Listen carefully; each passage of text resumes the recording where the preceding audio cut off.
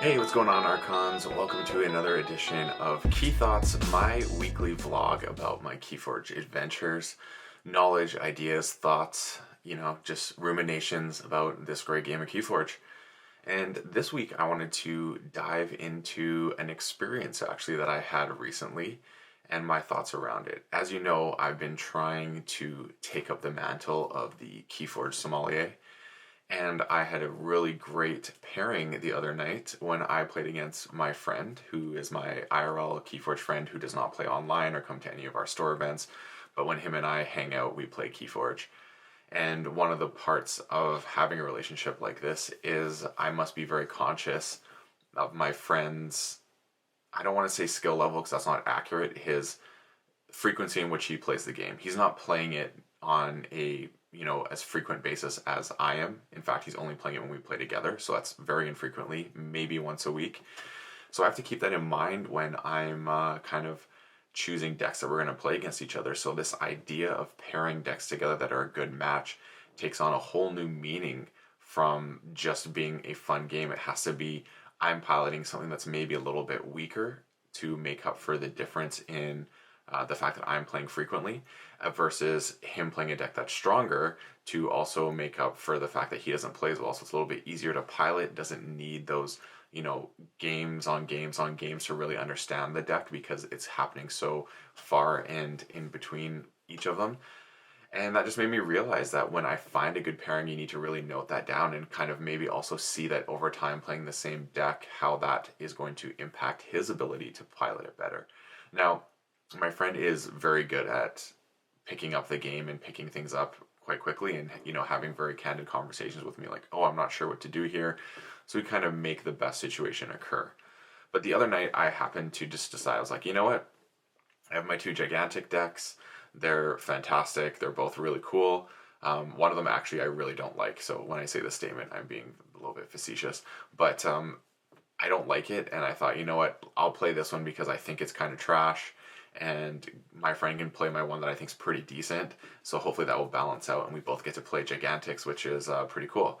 So we did that, and it actually worked out really well, and it was a really good pairing. The deck I had, I got to see some things with it that I never saw before, so I had that discovery in that moment.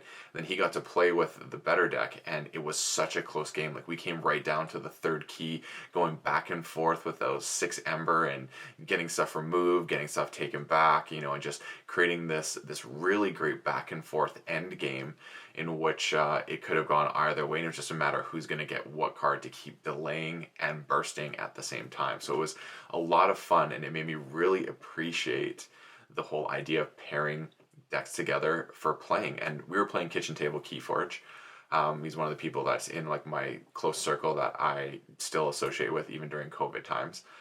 And this was just such a well hit home point, and it also made me realize some of the flaws of trying to find this, because right now when we're playing so much online in TCO, it's way harder to do this sort of activity because people are trying to bring the heat. They're trying to win. They don't care if the game is close, and it's a nice back and forth that creates a really fun, I guess, story of the game of Keyforge in that moment where you're like, oh man, that was such a great moment where I thought I was going to win, and then you pulled it back, and then you thought you were going to win, and I pulled it back, and you get that give and take that makes it exciting, because when you stomp someone, like, that is cool and all, and it's fun, but it's not as satisfying as when you have a game that really went the distance and had a lot of moments to it where you thought you were behind, then you came back. Like, those are the greatest Keyforge games, and I don't think anyone will really argue that.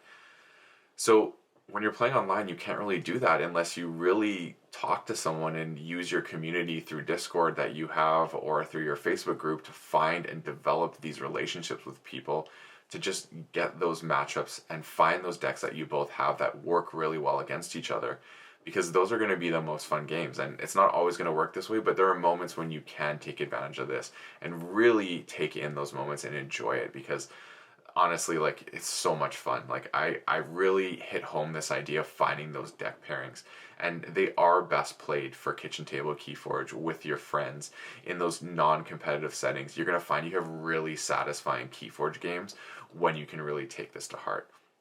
So I'm hoping this information helps some of you. I know this has been a discussion that I've kind of been on for a little bit, and this past week it really hit home the importance of that, because especially when you're playing with someone that's not as into the game, you want to make sure you have those games that have that satisfaction of it being a back and forth, either person could win sort of thing. You don't want to come across as the one that can win so easily, and you don't want it to be on the other side either. If they can just win the game so easily against you with the deck they have, it's like a cool experience, but it's not the same. Like, you need to have that climax and that friction. You need to have like that battle, because if it's too easy, it's also going to create less interest in the game, because they're not having that challenge. So these are my thoughts for this week. I am going to be streaming tonight.